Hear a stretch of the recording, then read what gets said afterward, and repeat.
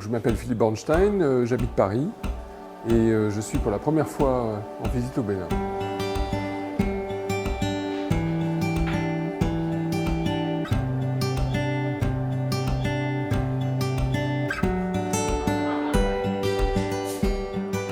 Je travaille dans l'univers de l'immersif avec de l'intelligence artificielle, mais surtout la possibilité de vivre une expérience avec des formats dans l'immersion, c'est-à-dire la réalité augmentée, la réalité virtuelle, les métaverses, les 360, et dans lesquels on va brancher de l'intelligence artificielle pour accompagner l'utilisateur et lui faire vivre une expérience inoubliable, accessible en un clic, au travers de son téléphone ou de son ordinateur.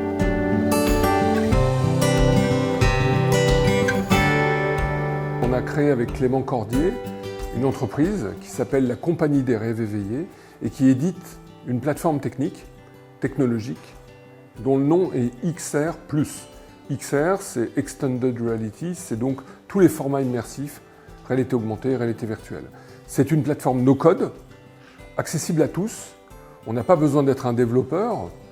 On a simplement à prendre des contenus, des images, des vidéos, des sons, des modèles 3D et les placer dans des scènes pour permettre de vivre une histoire que l'utilisateur va pouvoir avoir simplement en cliquant.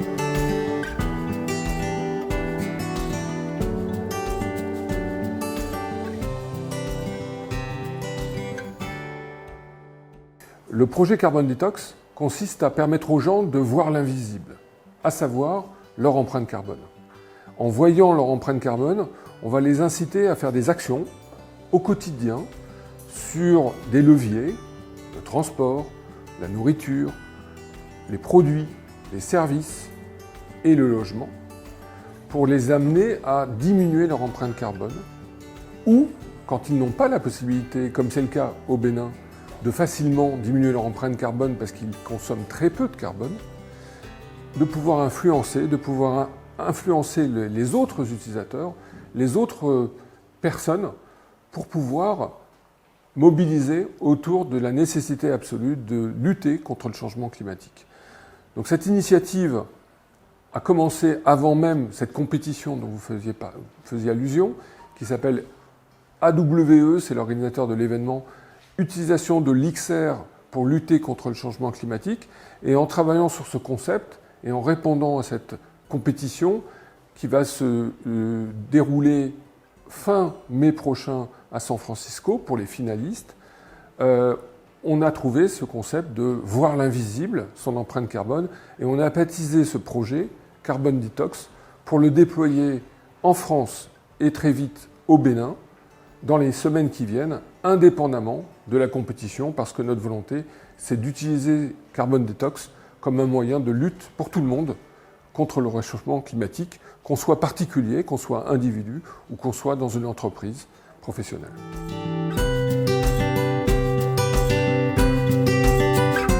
Le constat, en fait, c'est assez facile de le savoir, c'est beaucoup plus difficile de solutionner les difficultés liées à la localisation d'un projet comme Carbon Detox. Tout d'abord, on ne peut pas imaginer que la nature est la même partout dans le monde. La nature en Europe n'a rien à voir avec la nature au Bénin, comme elle n'a rien à voir avec celle qui peut se trouver au Canada ou en Amérique du Sud. On est dans des contextes différents géographiques, climatiques.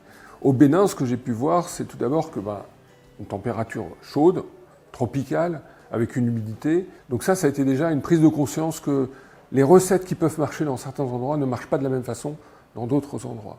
Le contenu de l'expérience Carbon Detox doit donc être local. Et il faut travailler avec des entreprises qui sont capables de créer cette expérience pour qu'elle soit adaptée à la culture et à l'histoire de chacun des utilisateurs. Un autre aspect très important, c'est qu'au Bénin, j'ai pu constater qu'une expérience ne peut pas être comme elle le serait en Europe. Les gens n'ont pas forcément les mêmes téléphones, n'ont pas la même bande passante, n'ont pas les mêmes abonnements. Et donc, il faut qu'on adapte l'expérience pour qu'elle soit fluide, sans point de friction, à des utilisateurs qui ont des capacités en termes technologiques qui sont différentes.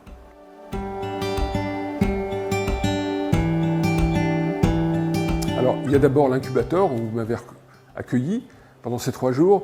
On a fait un hackathon pour concevoir ensemble comment fonctionne ce projet. Et puis, on a visité des universités, l'IFRI par exemple, et on a passé un accord, on va voir comment on le concrétise rapidement, pour que 500 étudiants de l'université IFRI contribuent à Carbon Detox en testant le concept, ce qu'on appelle un minimum viable product, un produit dans une version light, un produit de mise au point. Ça va nous apporter donc des éléments d'analyse qui vont nous permettre de comprendre comment on peut améliorer cette offre pour la rendre pertinente localement. Ensuite, on n'a pas eu le temps, mais ce n'est qu'un premier pas, d'aller voir des institutions, d'aller voir des grandes entreprises, pour voir comment elles peuvent être intéressées pour s'inspirer de Carbon Detox, pour en faire leur propre version.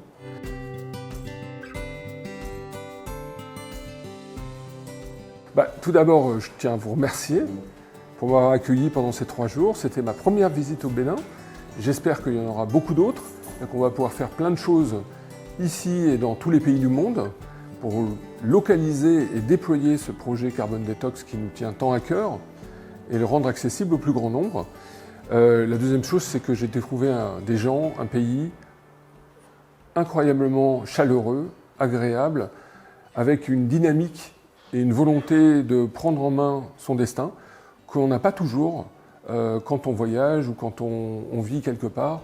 Il y a vraiment une dynamique et une jeunesse incroyable au Bénin, avec une population jeune, beaucoup plus jeune par exemple que la population vieillissante européenne.